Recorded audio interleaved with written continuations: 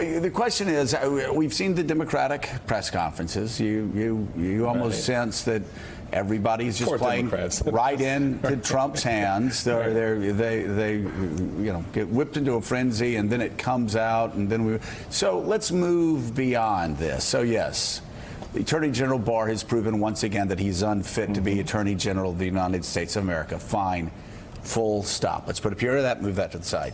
What happens next? What happens? The Democrats get it.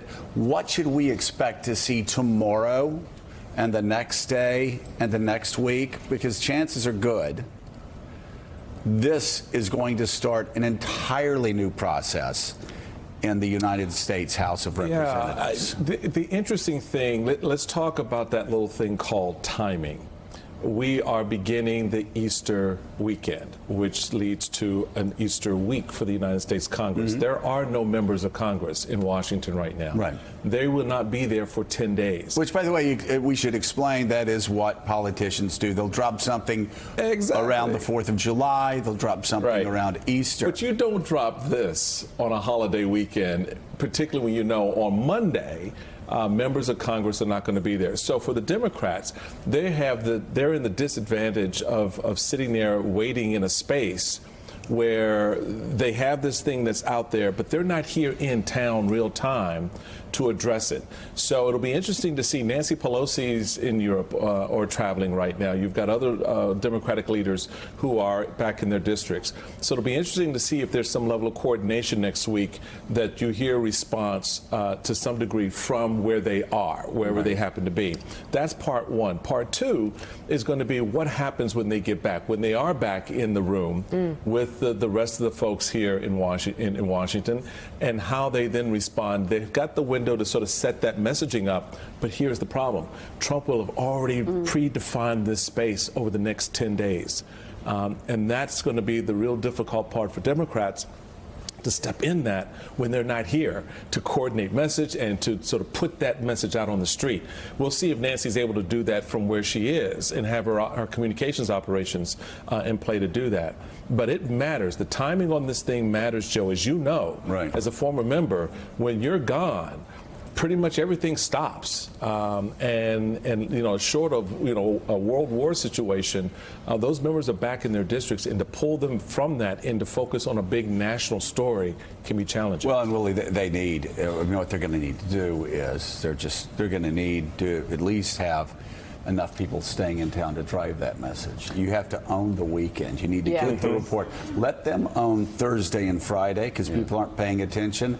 Democrats need to own Saturday and Sunday shows. They need to hold press conferences. They have to prepare and get the big Easter morning headlines by what they reveal on Saturday, which actually will hurt Donald Trump.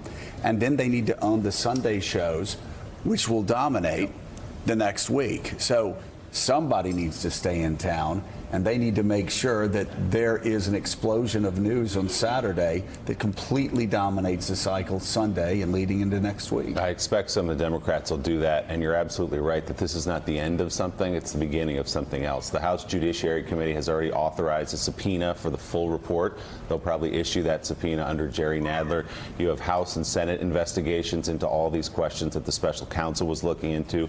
Barr himself is going to testify before the Judiciary Committees in the Senate and the House. This is going to go on and on and on. This is not over today by any stretch of the imagination.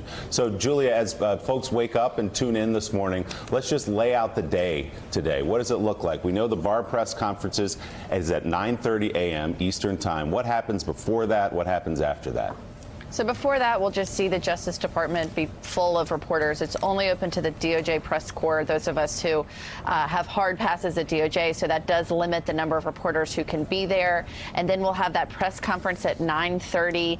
And then sometime between 11 and noon, they will send copies to Congress via CD. I had some people on Twitter ask me who still has a CD-ROM or who's burning the CDs overnight. And then sometime after that, it will be on the special counsel's website. I've also asked asked questions of, could this website crash when so many people are accessing it? And I've been told that they're prepared for that, and they think that they have the bandwidth to cover that. So it'll be an exciting morning. My question is, what happens between the press conference and the time this goes to Congress? Does the Justice Department expect us to just have rolling coverage for an hour and a half, focusing on William Barr's comments? That might be what they're hoping. All right, Julia Ainsley, thank you very much. Can I just say really quickly, looking through the papers, first of all, Pledges to Notre Dame This is amazing. by Rich Stir Resentment. Come on. Stir Well, resentment. No well. It's just going to be very complicated. That's why I'm so sad about it, because it's not just about rebuilding. There'll be all the fights about how to rebuild, and it'll take forever. Well, it's never going to take 5 years. Mean, if we're yelling at billionaires for being billionaires, I'm glad billionaires are putting $1 billion towards saving Notre Dame. Stir resentment? No, thank you. No, thank you. Take that somewhere else. The saddest story of the morning. Willie, I know you've seen it. Last night, we got together before the band gig and we prayed, held hands, and we prayed and started weeping.